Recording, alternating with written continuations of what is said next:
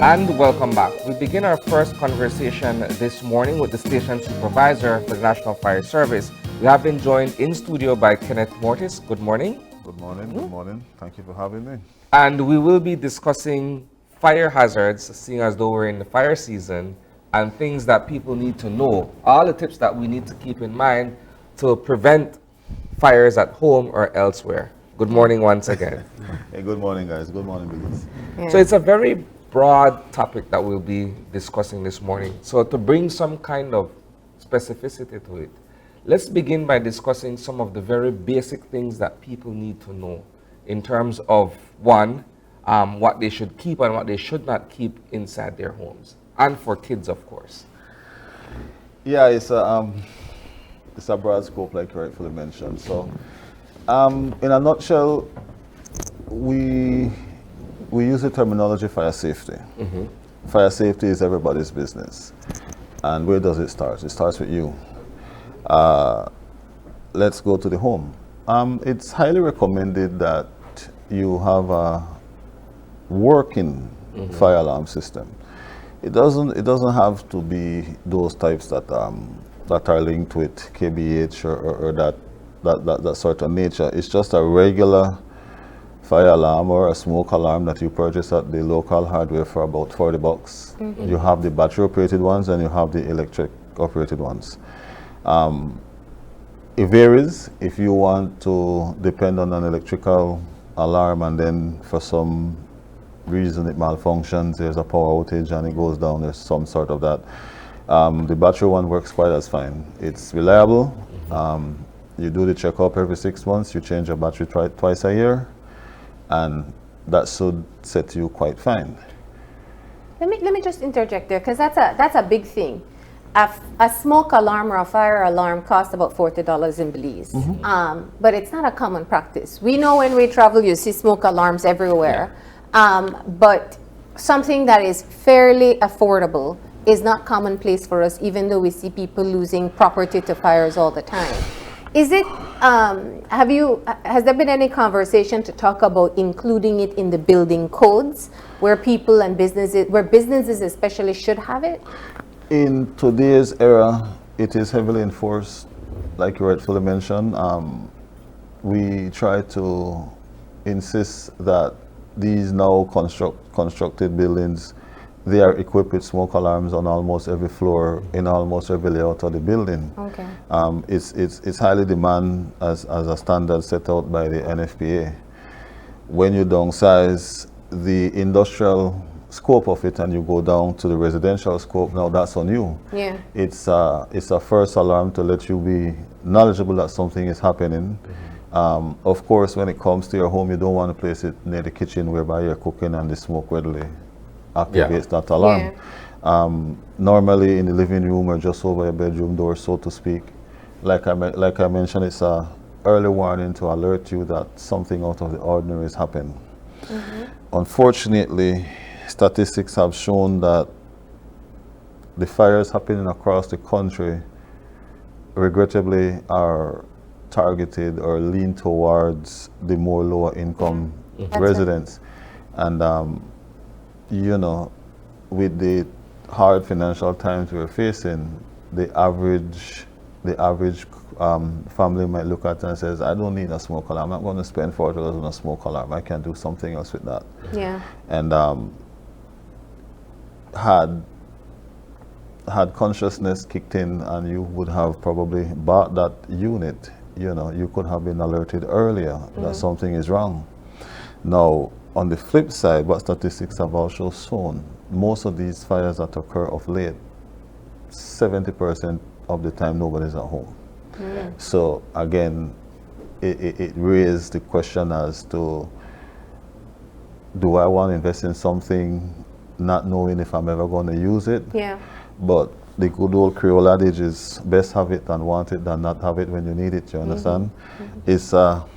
It's a 50-50 judgment call that you, the individual, have to make in terms of how far you want to go to protect yourself and your family in the early prevention of fires. It's the same toss-up, one would say, where it comes to purchasing a small fire extinguisher for your home, right? Some people look at this investment and say, why I need a fire extinguisher for? Right? We're not asking you to get the big industrial one, but a small one. But people say, I don't need to. And then something happens, and then they can't rescue or can't salvage or can't stop something from expanding or fast enough. It goes hand in hand, like you rightfully mentioned. A working portable fire extinguisher starts off at £2.5, and for the residential, I would recommend no more than £8.5, £10. It's the first offense, or it's the first defense in a primary fire, providing the owner knows how to effectively use an extinguisher. Yeah. The schematics is very simple. It operates itself on a pass system: pull, aim, squeeze, sweep. It's very simple, straightforward, nothing too complicated, but you have to be properly trained in order to use it effectively. Yeah. And then when we try to educate the general populace that an extinguisher, once used, it must be fully extinguished. You cannot half use it and then store the rest. Yeah. It falls under pressure, so it's no good. Yeah. And then some people be like, man, if I have a trash can fire and I use it, then I have to go and refill it, and it's going to cost me, and it's cost effective. And of course, you want to watch everything has a cost. Yeah. But safety first. Yeah. I think you quite rightly pointed out, and I don't want us to miss that the majority of the fires we see are usually in low-income areas. What is the common cause for fires that you find? It varies. When I say very, varies on the neighborhood. Statistics have shown that there's basically 3 types of fires that are rampant throughout the city. There's the fires that are started by the fly-by-night electrician. Those are the kind that wants to steal electricity from God knows where. Whether it be direct from a BL pole, it be from a neighbor. That's a common flaw. And then the secondary electrical flaw is that you're in this building for 20-something years. You haven't done any repairs to it. The wires are broken down. And then you have the rodents that contribute to these breaking down wires. And you have that short, and you have that spark, and you have a fire. And then of late, there is just these malicious acts.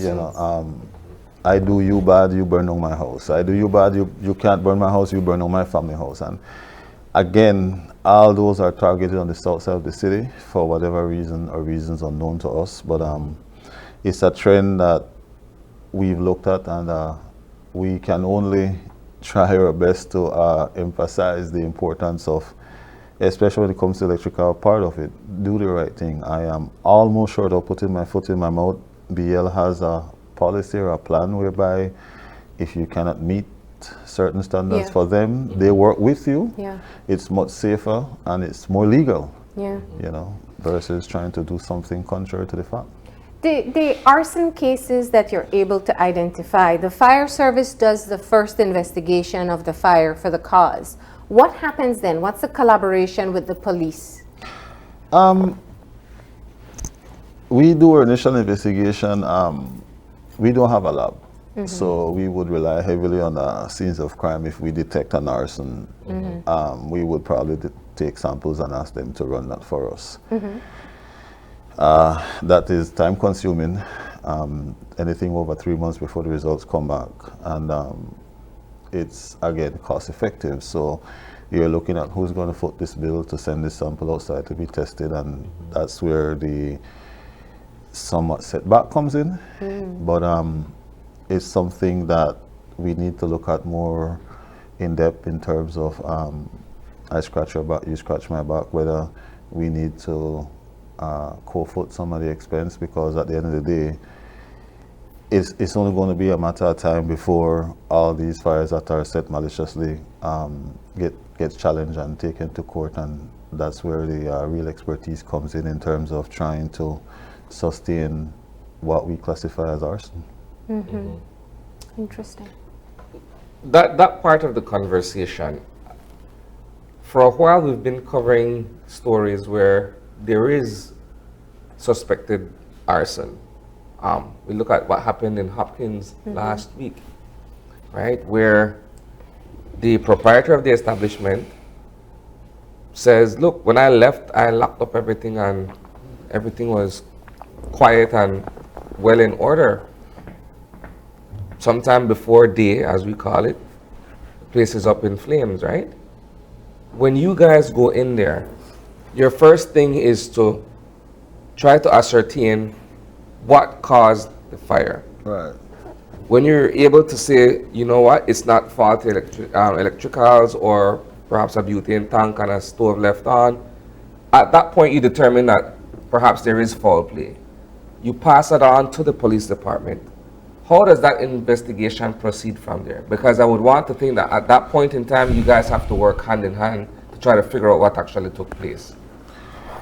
I'm gonna use Ella's, like you brought it up. You did the step by step indeed, and part of what concludes our investigation would be a feud. If Yeah. there's a feud, like in this case, there was a land feud. How far back did that land feud develop versus where it's at now? What type of characters are feuding over this land? You know, even before we would go to arson and an establishment burn down, we look at the financial history of this establishment. What's in it to gain for them if they intentionally or willfully cause damage to their property by fire? You know, so it's a whole lot of sequence that goes into place. And then if it is found out that it is a malicious act by the proprietor or by some outside agent, then like you rightfully mentioned, we try to work hand in hand with the police department. Varying fires, it vary. You might look at a fire scene as 40% fire versus 60% criminal, or it might be 60% fire versus 40% criminal. Whenever it narrows down to a fire of a malicious act or an arson act, even though the fire department doesn't use the term arson, that's when the criminal ratio steps up higher than the fire ratio. Our primary job would be to go in, ascertain where it started from and how it started, and then that would determine how much input from the police department is expected from them. Okay. Now, there unfortunately have been fires where you have found bodies inside of the scene. That's also a part of the analysis that you would do when you go in to see if a person did die from the fire itself. Talk to us about this process and how are you able to tell? Somebody found in remains of a burning building, the level of burn that person received tells a lot. I don't want to bring up old wounds, but the most recent case we had whereby that lady was found in the building. In our field of work, we can determine that she wasn't. She didn't die as a result of fire. Her body posture was basically intact. Anybody who succumbs based on a fire, the body tends to curls up. So that particular incident is a whole lot of mystery and a whole lot of So unsolved. that's been handed over to the police? That's been handed over to them. It's unfortunate because whether that was a criminal act and then they used the fire to try and cover it up, the evidence will tell. Yeah. She was in a position that just shouldn't have been had she been consumed by the fire. Okay. Her posterior was almost intact. Her figures were aligned. Her hair wasn't burned, and the portion of the room that she was found was a portion of the room that was heavily consumed by fire. So, you know, it raises question as to how is it that this room started fire, she is found in this room, but the evidence shows that 30 to 40% of her body wasn't consumed by the fire. You know, it's a tedious task because we got to try and reconstruct what was, and then we got to do the walkthrough. 30% of the information comes from eyewitness, and most of the time they don't want to come forward with anything. Yeah. So we cannot document and say Marlene says this. You know, we can only say information received. But So you do an investigation, and the police then does their own investigation subsequently. Once That's you right. have deemed it to be a crime, That's arson or something else suspicious. Most definitely. Okay. Now let's shift gears, if we may. I think one of the things that we have to talk about is the constant criticism from the public about response time. I see you take a heavy sigh. This is a tough one to talk about, but Kenneth, you've been with the service for a really long time, and I think you've heard just about every criticism that can be hurled at the fire department. Let's talk about the situation, and what do you say to people who say the truck took long to arrive? Let's start with that one. What's the average time to respond? Wow. Yeah. So it varies. Again, time of the day, location, Distance. If they are, so currently we're located over at the Marion Jones. If we receive a 11:30 a.m. structural fire call over in Farbers Road, that's going to take us on an average 7 to 8 minutes. It's just entering the peak of the rush hour. You have the early lunch go-getters, then you got those who got to get the kids from school. And the streets aren't designed for fire lane. Yeah. So we got to be competing with traffic behind us, in front of us, and then motorists on the side of us. And you have this stoplight that creates backative. If it's after midnight fire, same location, then the streets are for us. That takes an average of 4 to 5 minutes. You take long. That's the first cry. That's our curse, and it's going to be your curse until you leave the job. You know, I've been doing this for 27 years, like you rightfully mentioned, and you'll never do good enough to satisfy a general populace. It's a thankless job. When there's an emergency. So you rightfully said it's a thankless job. My current chief came on board with this good old saying, you don't need the fire department until you need the fire department. Yeah, You know? and in crisis like that, every minute seems like a minute too long. But let me come back to something. There's also, we have learned this through ambulance response as well. There's also the, when the call is made and how the call is routed to the fire service. So if there is a fire, people, I'd imagine the natural, you have your own hotline, Right. which is 993. 990, I'm sorry. But the average person doesn't restore this information. We go 911 for everything. Then it is, tell us about that process and how that adds to response time. 911 is a manual process. Yeah. The officer What does that mean? the officer that receives the call 911 control room over at the police department manually picks up that phone and picks a pen and a paper and starts taking note. By the time he gets off that call, another call comes in. The firemen at the fire station doing their happy-go-lucky day's work. 911 would on average receive about 3 calls. And we're waiting. We don't know what's going on. When they call us now, our dispatcher receives information, house fire. The first 2 things she needs to know, house fire and where. That alarm is tripped. My guys automatically leave what they're doing and board the truck. Yeah. Communication is then relayed to. Yeah. There's a house fire on Penn Road. She gets the balancing information, hangs up the phone, and then she starts communicating with my guys on the truck. 911 versus 990 is something that is still new to us. Yeah.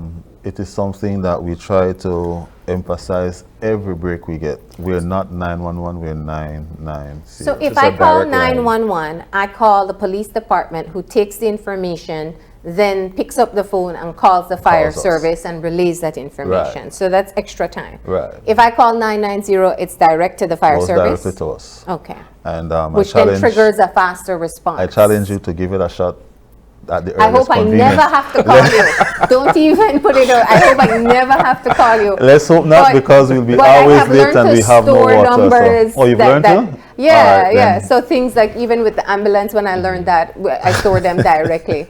But so that's the first thing, the response time. But it's also looking at the way you extinguish fires. We'll hear it in every single fire report, and then take long for set up the water. And they call it out enough water. The trucks we have in the city, the most capacity one truck has is 1,000 gallon. I'm not going to bore you with all the schematics and the friction loss between hoses and gallonage, but on an average, one length of hose takes 30 gallons of water to fill. So if you're at a fire scene and you see 6 length of hose, multiply that by 30. That's 180. Minus that from 1,000. That's how much we have. To effectively operate our branch pipe, it needs 100 gallons of water per minute. Minus that. So when you're looking at a 1,000 gallon tanker, the trained firefighter could probably maximize that 1,000 gallon tanker to 5 minutes. The rookie or the untrained firefighter will maximize that and will get 2 minutes of firefighting. When that has been exhausted, now we need to break off and go find water wherever it may be. We'll use Antelope Street. There isn't a water supply on Antelope Street. The closest hydrant on Antelope Street is halfway up towards the boulevard. It takes these trucks approximately 7 minutes to refill. So the truck has to go to the hydrant, it has to refill. physically leave the fire scene, goes to a hydrant, refill, then come back. Yeah. So we have we respond with 2 trucks. So when your truck is empty, his truck fills up the slack, and that buys us time. Unfortunately, his truck is empty before the truck at the hydrant is refilled. So what we have basically brought under control, that 7 minutes that we're waiting on, the fire rekindles. Mind you though, the general populace is very knowledgeable of this, but everybody wants to blame somebody for when something goes wrong, and we're the scapegoat. you know?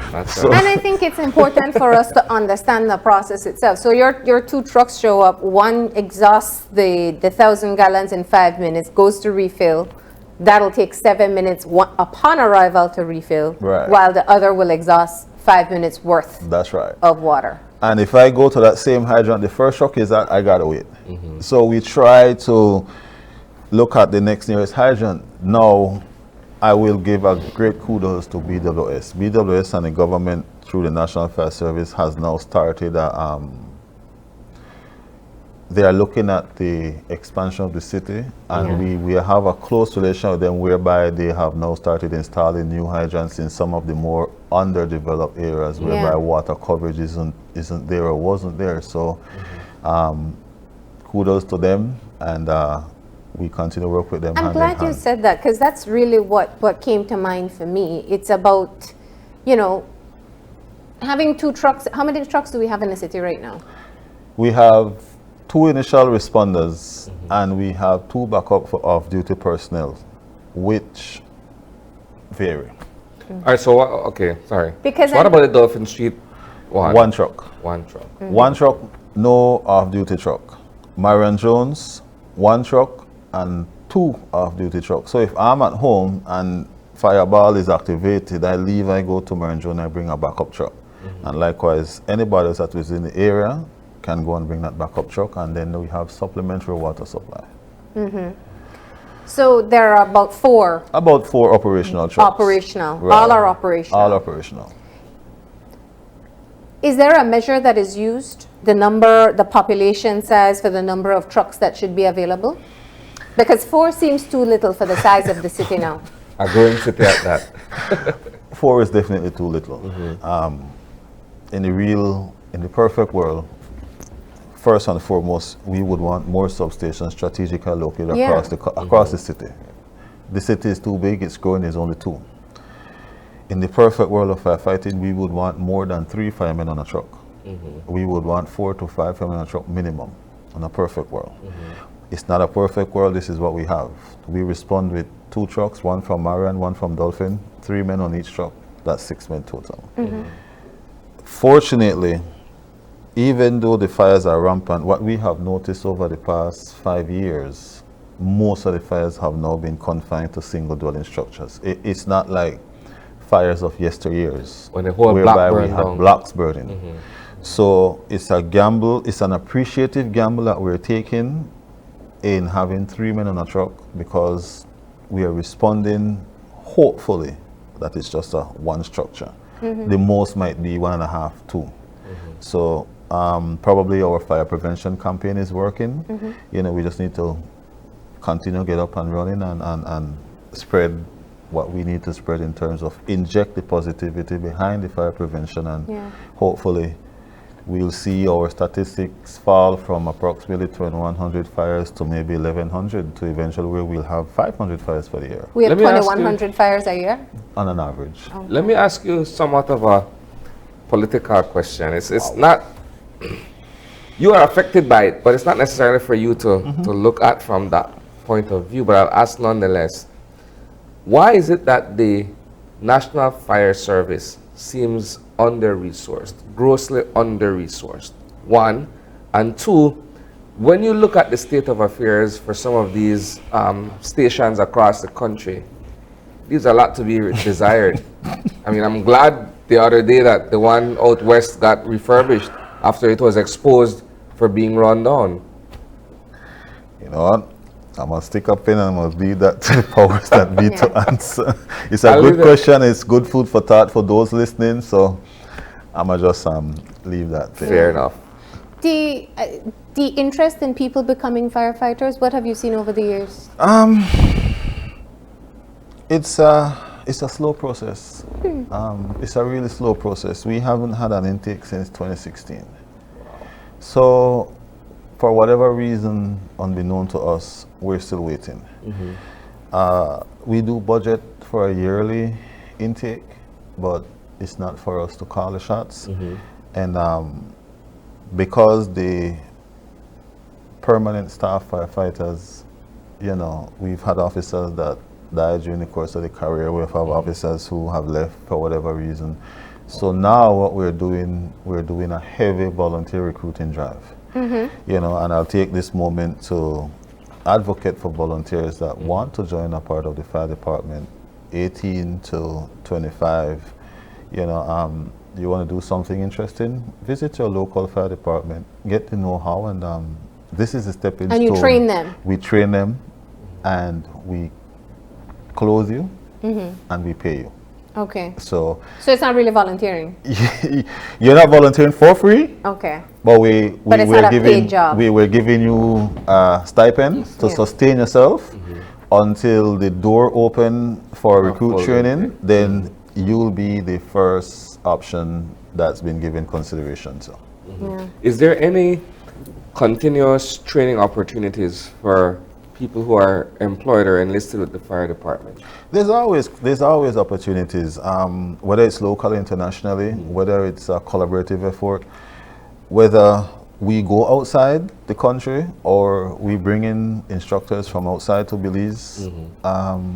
We have a contingency of 5 in the next couple of months going to Honduras. Fast forward to next year, February, we have a team coming from Canada to train our firefighters in firefighting technique, investigation, extinguishment, the whole 9 yards. So we're always looking forward for that door that presents itself for some sort of training to present itself to us. And fortunately, we have an administration that's very supportive of us when it comes to training. They want to see us grow, and they're supporting us in growing. So training is always there, even for me. I'm still training, I'm still learning, you know, I'm still getting my penmanship going, I'm still developing my investigative skills. So we continuously train. Take us. Sorry, go ahead. No, I was going to ask, you know, there are people who have asked questions about whether the move to Marion Jones has been helpful or a hindrance to the fire service. What's your take on this? It has been a bit of both. It's a help because we have a quicker response for the north side versus when you're in the Cleghorn. But it's a slight hindrance because we're now farther away from the south side, and statistics have shown that most of the fires do happen on the south side. So I'm gonna look at it as a plus Okay. versus more of a negative. You know, in the process of, I'm not going to put my foot too much in my mouth, but we're in the process of trying to get our headquarters developed on the Chedamal Boulevard area.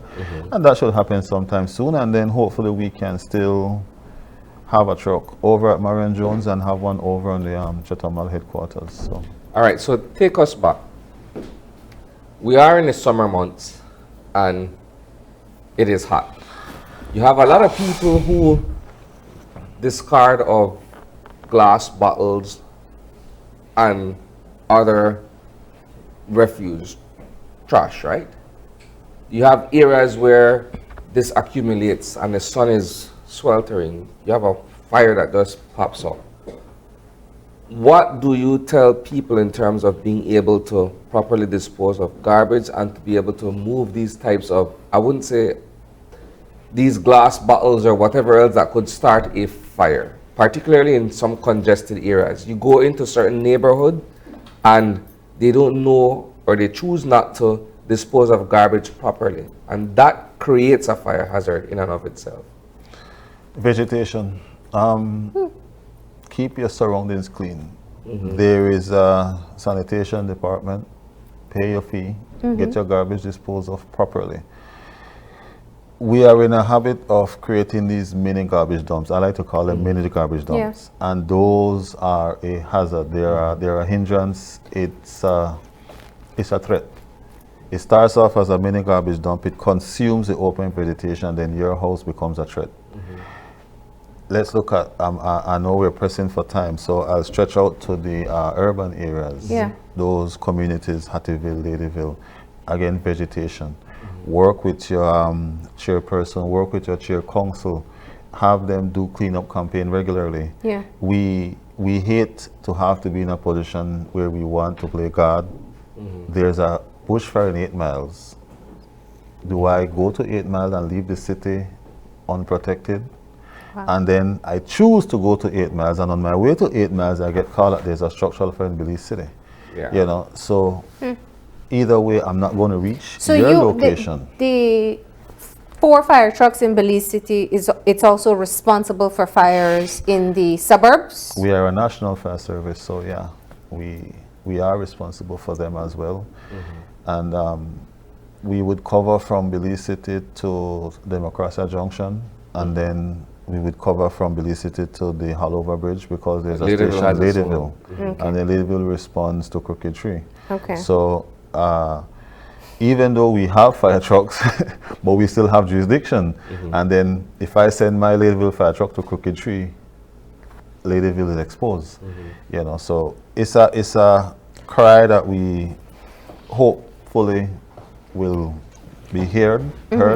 And again, those strategic fire locations, not only in the city, but throughout those rural areas, you know, it can do a lot. All right, so let's just close off with advice to the public. What would you say to people about things that they should do, not do, to prevent the risk of a fire at their home? It's in a nutshell, keep your vegetation clean, dispose of your garbage properly, take that extra $2 to invest in a working extinguisher and a working smoke alarm. Take that extra $5 and invest in a heavy duty extension cord. Don't be clustered up with those $3.95 extension cords. When it comes to those commercial businesses, do the same.